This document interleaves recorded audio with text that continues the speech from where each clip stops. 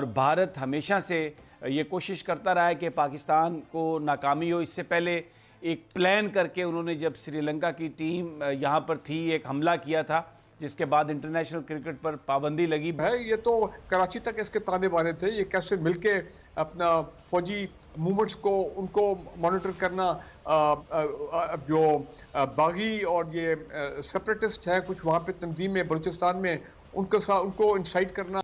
BLA और इसको हमायत होगी ईरान की, नॉट इंडिया।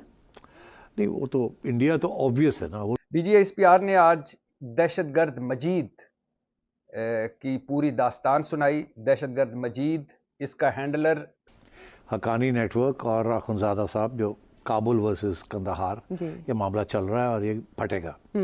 लेकिन हम तो फॉलो कर रहे हैं इंटरनेशनल कोर्ट ऑफ जस्टिस के फैसले को कि जनाब इनको एक डिफेंस जो है, ये बेशक दहशतगर्द है, स्पाई है, जासूस है, एक होस्टाइल फॉरेन एजेंसी का। और ये कोई राह का नेटवर्क नहीं है, भारतीय फौज भी लगी हुई है पाकिस्तान में दहशतगर्दी करवाने के लिए, कि बगावत के लिए against the state of Pakistan, Balochistan को बदअमनी कायम रखना। ये बोलो इनके जो अलाइज होंगे वो TTP होगा और BLA होंगे, वेरी स्ट्रांग। ठीक, ये 5 का ग्रुप बन रहा है। ओके। दूसरी तरफ हकानी नेटवर्क, पाकिस्तान, अमेरिका। ये धमाके क्यों होना शुरू हो गए?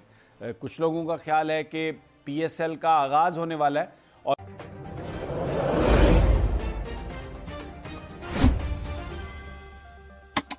BLA और इसको हमायत होगी ईरान की, नॉट इंडिया। नहीं वो तो इंडिया तो ऑब्वियस है ना, वो तो हम कहने की जरूरत नहीं है उसकी। चलो मैं कह देता हूँ, इंडिया और ईरान विल सपोर्ट मुल्ला हिब्बतुल्लाह ग्रुप। ये बोलो इनके जो अलाइज होंगे वो TTP होगा और BLA होंगे, वेरी स्ट्रांग। ठीक, ये 5 का ग्रुप बन रहा है। ओके। दूसरी तरफ हकानी नेटवर्क, पाकिस्तान, अमेरिका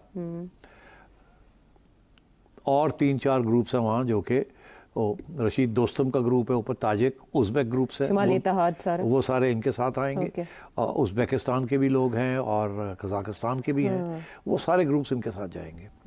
तो अब आप देखिएगा कि सूरत हाल वहाँ बिगड़ेगी और अच्छी खासी बिगड़ेगी। और शायद इसमें अब 2 सूरतें हो सकती हैं और यहीं आज बात बंद करेंगे हम। एक तो ये कि एक्टिव लड़ाई झगड़े शुरू हो जाएंगे या सिलेक्टिव असैसिनेशन शुरू हो जाएंगे। अब क्या इनमें से कौन सा पहले होगा? क्या सिलेक्टिव असैसिनेशंस होंगी, रेजिग्नेशंस होंगे, लड़ाई झगड़े और बाद में होंगे, या स्ट्रेट अवे आप समझें कि दोनों मोर्चे डिग करके और काबुल वाले ग्रुप वाले लोग वहाँ लड़ाई झगड़े शुरू हो जाएंगे। और अखुनज़ादा साहब ने तो ऑलरेडी अपने बेस एरिया को पक्का कर लिया है, उनको फिक्र है कि इधर से अटैक ना आए, तो तख्ता नहीं उल्टा जा सकता उनका। तो मेरा ख्याल है कि अब पावर स्ट्रगल शुरू हो जाएगी और ये वायलेंट हो जाएगी। रजीम चेंज नहीं होगा। रजीम चेंज आप समझे ना कि जब ये पावर स्ट्रगल शुरू हो जाती तो रजीम तो रहती नहीं है ना। ठीक है। दिस इज अब ये है कि इन थियरी तो अखुनज़ादा इज़ द हेड, मगर अब हकानी नेटवर्क जब है उनके और उनके साथी वो इनको निकालने की कोशिश करेंगे और पावर सीज करने की कोशिश करेंगे as head of the Taliban, तो क्या होगा? चले आने वाले शोज में सिट साहब से जानेंगे कि सिचुएशन का फायदा कौन कौन सी पावर्स। अब आपके साथ सवालों की बारी और लाहौर से सबसे पहले है फरा। हर अदारे का थिंक टैंक होता है, तो हमारे अदारे का भी थिंक टैंक होगा, तो वो जो फैसले 10-20 साल पहले करने हैं थिंक टैंक ने, इंटरनेशनली जिसकी जरूरत है या मकामी तौर पर जिसकी जरूरत है, तो वो क्यों नहीं करते? बाद में क्यों हमें ख्याल आता है कि ये 10 साल 20 साल पहले हम कर लेते तो ये हाल मुल्क का ना होता? ये मुझे बताएं कि वो थिंक टैंक कहाँ है और वो किसके लिए काम करते हैं अगर मुल्क के लिए काम नहीं करते? थिंक टैंक इस मुल्क में थिंक टैंक्स कोई नहीं है, 3-4 हैं, उनको थिंक टैंक नहीं आप कह सकते। इंस्टीट्यूट ऑफ फलानी स्टडीज़ और इंस्टीट्यूट ऑफ फलानी स्टडीज़ और foreign office institute, bureaucrats, retired bureaucrats भर दिए हैं, जो कि एक इंडिपेंडेंट सोच नहीं है वहाँ, और वो सिर्फ वही है कि जो रियासत के बयानिया है उसी को चलाओ, कोई चैलेंज ना करो, कोई नए फ्रेश आइडियाज़ ना लेके आओ, नथिंग। थिंक टैंक तो वो होता है जो थिंक करता है, ये टैंक्स हैं, थिंक कोई नहीं खाते यहाँ। ये बिल्कुल जिसे अंग्रेज़ी का लफ्ज़ है सिनेक्योर्स, मतलब ये लोगों को पार्क करने के लिए रिटायरमेंट के बाद, तो ये वो खाते खुले हुए हैं, इसलिए कोई वहाँ इंडिपेंडेंट रिसर्च या थॉट नहीं है वहाँ। तो इसलिए ये किसको फीड करेंगे? जिनको फीड करना है वो है आपकी national security establishment. National security establishment बड़ी इंटरेस्टिंग है एक दो उनकी मेन थीम्स हैं जो 70 साल से चल रही हैं। वो ये है कि India is the enemy, everything revolves around India is the enemy. कोई हमने अमन की बात नहीं करनी, हमने डिफेंस एक्सपेंडिचर्स को तकड़ा रखना है, हमने न्यूक्लियर भी बनाना है, हमने ये भी करना है, तो कोई इंडिपेंडेंट थिंकिंग नहीं है। इसलिए जब यू टर्न लेने की बात आती है या नई फॉर्मुलेशन करने की बात आती है, they are not equipped to do it. इनके लिए बड़ा मुश्किल हो जाता है, किसी में हिम्मत नहीं होती।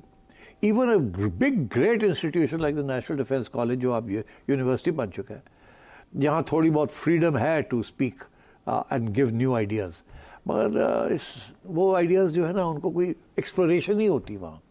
जो बाहर से लोग आते हैं वो भी बड़ा सोच समझ के बात करते हैं, नहीं तो बैन ही ना हो जाए।